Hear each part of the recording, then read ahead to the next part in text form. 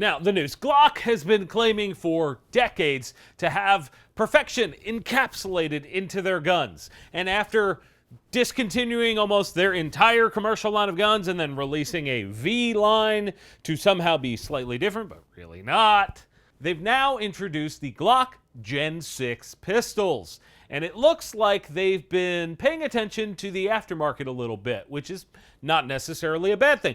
The most striking change is in the grip texture. This appears to be a mix of the old RTF2 texture and the Gen 5 texture, but sort of spread out all over the gun, maybe a little deeper, maybe a little more aggressive perhaps. It's called the RTF6 texture.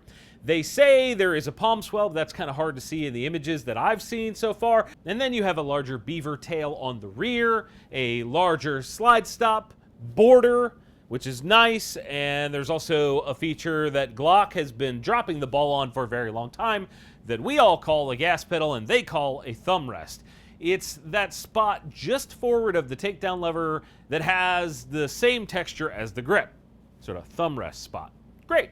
The slide looks similar to previous models, but they say it has deeper serrations, and the optic mounting system is no longer being called the MOS system, but rather it's being called optic ready and comes with 3 different mounting plates. They look totally different than the MOS plates, and that's not a bad thing. Then you have a new flat face trigger, which I hope is better than previous models, because I'm not really a fan of Glock triggers, and on top of that, you're getting interchangeable backstraps. And get ready for this, gun industry. Get ready for this, comment section. They say that all of them will include 3 magazines in the box. So to everyone that says 2 mags are plenty and you don't need more mags, go f yourself. Even Glock recognizes that this is a thing. 3 mags or more is better in 2025. Now, if you want a slightly deeper dive on this gun, my friend Mr. Guns and Gear has a video on it that is fantastic, where he was invited out to Glock to check it out. And oddly enough, my invite never showed up. I wonder why. I'll link to that video in the description if you guys want to go see it or go over to his channel. I'd love to hear what you guys think on this one down in the comments. Is this enough of a change? Does Glock finally get it? Are we coming full circle and they're just cloning their own clones? What's going on here? Welcome back to another episode of the Gun Collective News. I am John Patton. Once again, I am pumped to be your guide for gun news this week. Please sit back and enjoy the ride. Get subscribed if you aren't already, because that does actually help. I really do appreciate it when you subscribe. Sig has announced 2 new versions of the P211, the Combat and the Equinox. Essentially, these are just cosmetic changes with the flat dark dookie grip on the Combat and the AutoZone chrome trim look on the Equinox. We have our review on this gun forthcoming, so get subscribed for that if you want to see it. MSRP on these is not listed, but I suspect it'll be around $2,600, which is a lot of money. Moving on, EAA announced a new distributor version of the MC 1911 chambered in .38 Super, aka cartel cartridge. It's called the Negotiator. That's hilarious. Normally these come in 9 or 45, and now you can acquire it in .38 Super. At the core, you have a 5-inch barrel, adjustable rear sight, fiber optic front, 9-round mags, and they say that this is a hand-tuned action. Whose hands? It might be child labor. We don't know. I'm an idiot. They also say it's got a lightning cut slide, but I don't see that anywhere on the promo images. There's also a titanium nitride gold accent kind of all over the gun in weird spots. I guess that's interesting. MSRP is $1,060. In the entire industry is trying to make suppressors news, Diamondback Firearms announced their new line of suppressors called the Ventra. There are 3 different versions on launch, a 5.56, a 30 cal, and a 22, which is kind of like the baseline. Everyone's doing exactly that. The highlights here are that the materials being used are Inconel and stainless steel. They claim to be low back pressure, have repeatable accuracy, and they are whatever the hell battle-ready reliability is. Like, what? It's a can. Reliable can. Like, how is that a descriptor anyway? And then, yes, even the rimfire can has Inconel in it. Because why not overbuild the hell out of it, right? You shoot 5.56, don't do that. They also have an FA rating, which is a nice thing to know. They have managed to keep the weight down to 5.8 ounces on that one, while the 30 cal is 16 ounces and the 5.56 is 12. MSRP is $575 for the rimfire, $1,000 for the 5.56, and $1,150 for the 30 cal.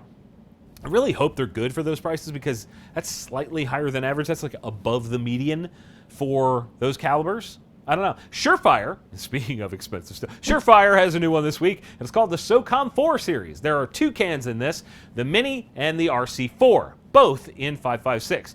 The key takeaways here are the new muzzle design, which looks to be a good bit different than the RC3. This is claimed to reduce frontal flash detection and help with impacts between, I don't know, muzzle and skull. I don't know, they don't actually say that. They also say that these are low back pressure, durable, compact, and they have a QD system. So really, this is all about that muzzle end change, I think.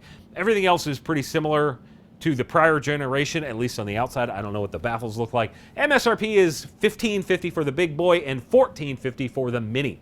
That's a lot of money, so I hope they're fantastic. I haven't used a Surefire can in years because there are so many good and affordable suppressors on the market, but their promo video does show some promise. If that's not BS footage with no flash at all, that could be cool. Great. In other suppressor news, a company called Revolver Seal has some new suppressors as well. They used to sell, and this is where the name comes from, an actual Revolver Seal, but ATF acted like a tyrant, as they do, and classified it as a suppressor part, so they were sort of forced to stop selling it for the time being. I think he's trying to figure out how to do that. They are making some interesting rimfire cans now. There's the Apollo for 22 long rifle and the Titan for 17 HMR specifically. These have an offset design, they're sort of oblong, and are actually pretty affordable at $350 MSRP. In an older image of like a prototype on their IG, we can see a better look at some of the designs they were looking at for the internals, and I'm hopeful that these are pretty effective for that price. You know who does make stuff that's really effective and just nice? This week's sponsor, Woox. The new Woox Bravado furniture offers a blend of modern and classic for your lever action. The stock has an adjustable cheek riser, the front end has checkering and flared ends for grip, and then you have the M-lock on the handguard and the stock. I love the blend of walnut with the modern styling here. I really genuinely love that combo. They're doing these for both Henry and now even Marlin lever guns. You could be set the heck up with the new Woox Bravado stock and handguard. Transform ordinary into unforgettable. Thanks as always to Woox for supporting TGC, and therefore you guys, we appreciate them, and I'm sure you do as well. Be sure to go check them out. Let's keep it rolling with a couple friendly fire questions. If you want to ask me a friendly fire question that might actually get featured on the show and get answered on the show, put it down in the comments so I can go back and find it. That's how this works. It's great when you do that. Dave Macht says, do you expect a run on replacement barrels when the suppressor tax goes away in 2026? Yes. I don't know how bad it'll be with a lot of rifles already having threaded barrels. And yeah, like pistol barrels, springs, adapters, pistons, all that kind of stuff for handguns. Everything that has to do with cans is going to get sold in large quantities at that time. And I also think that some folks are buying that stuff now, sort of in preparation, so they don't get left out in the cold. And ZZ Kango ZZ, which sounds like a 2005 gamer tag, says, why hasn't Smith & Wesson chambered their lever guns in 2 calibers with their name on it? I believe this means the 500 Magnum and the 460 Magnum rather than the 40 Smith & Wesson.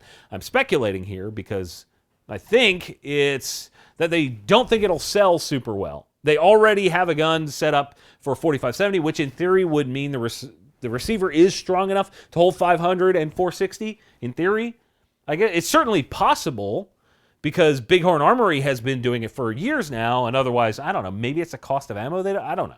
It seems like such a simple thing for them to just make those. A lot of people would love those. I would want one. I would go buy one of each. I swear to you. My friendly fire question to you guys this week. We are almost up to a full year into Trump's second term as president. Now, knowing all we know, do you think he is pro or anti 2A?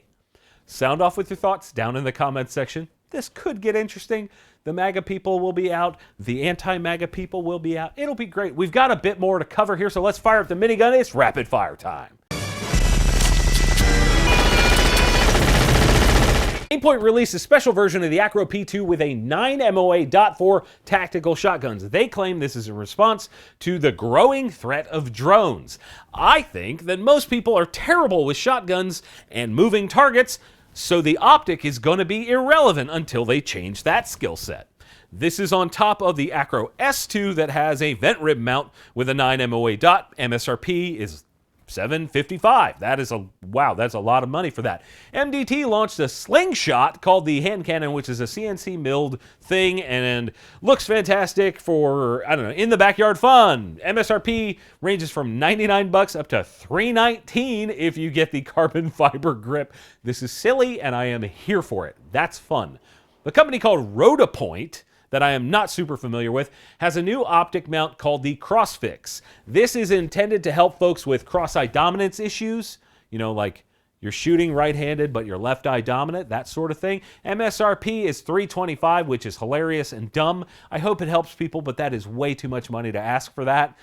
AAC Ammo has announced that they are temporarily shutting down production because their powder supplier has kind of cut them off in favor of military and .gov contracts. This is not the first I've heard about powder and primers becoming an issue in the coming months. The ammo market is going to feel this, not necessarily from AAC, but as a bigger part as companies start to tailor what they're doing. It could be interesting. I know there is a new powder manufacturer being stood up, but it will take some time, so we will see what happens. The Swiss military has adopted the Sig P320, which is fascinating. Amongst all the drama with that pistol, the 320 is intended to replace their P220 that they've been using. We shall see if they have any issues like the ones allegedly happening here in the US. Staccato has announced that they are ending production of the C and CS pistols. In my opinion, this is due to the HD series being a ripping success for them, and they are trying to trim out some of the lower selling models. Good riddance, get rid of them. HD, way better, and Glock mags are way more affordable. On Mossberg, rounding things out, Issues has been awarded a contract from the U.S. Army for $11.6 million. The shotgun in question is the 590A1, and according to the press release, it fits a role of a purpose-built shotgun capable of withstanding sustained, high-volume use. And let's be fair, that's not the case with any military shotgun. Pretty much ever. I mean, maybe the trench guns, but like pretty much ever, because most people can't load them fast enough or carry that much ammo, and they're usually just like door unlockers. It's a key for most people. Either way, pump actions are great. I love pump actions. I got a few. And I'm glad to see this still being used. And in case you guys didn't know, we are just the best at